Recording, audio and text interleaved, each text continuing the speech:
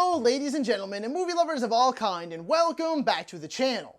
As always, I am your host Brett Murphy, and for today's video it is going to be another one of my end of the year / new year videos. And that is my top 10 most anticipated movies of 2022. Now of course, as always, film is subjective. Some of these that I am very much so looking forward to might be on your list as well. Maybe you couldn't care less, or maybe you've never even heard of them. But nevertheless, these are the ones that I am super hyped for. Now, I really don't think there's anything left to say, so without further ado, let's hop right into things. Before I get into the top 10 itself, I do have quite a few honorable mentions that I do want to draw a bit of attention to first. Now, I know many of you out there see this as cheating on a top 10 list, thinking, why didn't I just do a top 15 or 20, 25, whatever? But I don't see it that way. The way I see it, these are movies that are just very much so on my radar, and at one point or another were on the list, but didn't make the cut. Plus, I'm going to go way more in depth with why I am excited for those on my top 10. These ones I'm just going to be naming off. And those are Babylon, Aquaman 2, Avatar 2, Creed 3, Black Panther 2, The Flash, Halloween Ends, Black Adam, Thor: Love and Thunder, Elvis, Lightyear, Jurassic World Dominion, and Scream or Scream 5. And now, number 10, The Black Phone.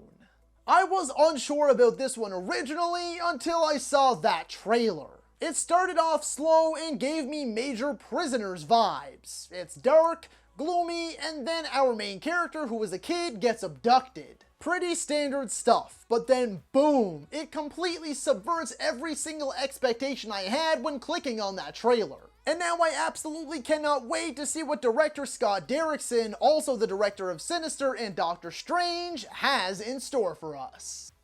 Number 9, Nope. It's directed by Jordan Peele, and I really don't feel I need to say anything more. But of course, I will. When it comes to Jordan Peele as a director, I adore Get Out. It is one of my favorite horror movies of all time. As for Us, well, I wasn't a huge fan of it upon its release, but it has grown on me ever so slightly since then. Nevertheless, I am excited to see what Peele has for us next, and on top of that, he's also attached an excellent cast, consisting of Keke Palmer, Daniel Kaluuya, and Steven Yeun. Number 8, The Northmen. Director Robert Eggers, just like Jordan Peele, hit that sophomore slump in my mind. As in, I think The Witch or The Vavitch is a brilliant horror film, but I think The Lighthouse was just okay and a bit of a disappointment. However, the more I heard about this one, the more I was intrigued by it, and then they dropped that trailer on us and I was blown away. The mood and tone, the lighting, the weird shit, the awesome violent shit, all of it looks wonderful. Number 7, Don't Worry Darling. Olivia Wilde's directorial debut, Booksmart, was a nice, funny, quirky, coming-of-age flick that I really dug. This one is the complete opposite. It is a psychological thriller set in the 1950s starring Florence Pugh, Harry Styles, Chris Pine, Gemma Chan, Nick Kroll, and Wilde herself. Count me in. Number 6, Bullet Train. Another one that we haven't actually really seen anything from yet, just like Don't Worry Darling and Nope. But there is more than enough info out there to get me insanely hyped. The movie is a novel adaptation about 5 assassins who board a bullet train only to find out that their missions have something in common. It's directed by David Leitch, who co-directed the first John Wick and then solo-directed Atomic Blonde, Deadpool 2, and Fast and Furious Presents Hobbs and Shaw. Now let's take a brief glance at this cast of relatively unknowns like Brad Pitt, Sandra Bullock, Aaron Taylor-Johnson, Zazie Beetz, Michael Shannon, Joey King, Logan Lerman, Hiroyuki Sanada, and Brian Tyree Henry. Yeah. Number 5, Top Gun Maverick. Feels like this one has been on my list for the last 3 or so years, and it still has yet to release, so here we are again, and I feel like this year is finally the year. Do I really have to explain myself with this one? It's the sequel to Top Gun, and it looks freaking great. It follows Tom Cruise once again as Maverick and also stars Miles Teller as Goose's son. We really don't know a whole lot about the plot at this point aside from what IMDb gives us. And that is that it takes place 30 years in the future. As technology continues to grow, Tom Cruise is still a test pilot and doing everything he can to avoid advancement so he doesn't get grounded. Number 4. Mission Impossible 7. We still don't even have an official title for this one yet, and I couldn't care less. These movies have just continued to get better and better in my eyes, starting with Mission Impossible 3. I felt Ghost Protocol was better than 3, I felt that Rogue Nation was better than Ghost Protocol, and I found that Fallout was an action masterpiece and indeed better than Rogue Nation. My hopes are that 7 can continue that trend, and with looking at the new additions like Haley Atwell, Palm Clementif, and Shea Wiggum, alongside all of the behind-the-scenes stuff we have gotten, it seems like that is very possible.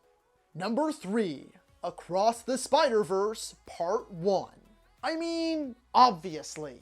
Spider-Man Into the Spider-Verse came out of absolutely nowhere. It won Best Animated Feature at the Oscars, is easily a 10 out of 10 movie for me, and among my favorite Spider-Man media of all time, and this is its sequel. Number 2. Doctor Strange in the Multiverse of Madness.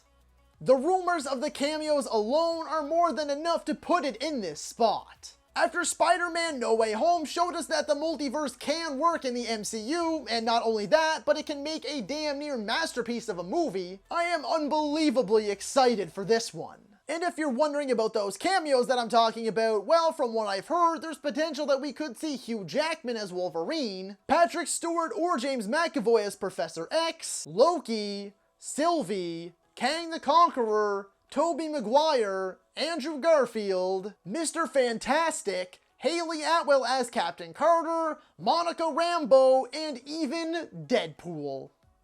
And number 1, The Batman.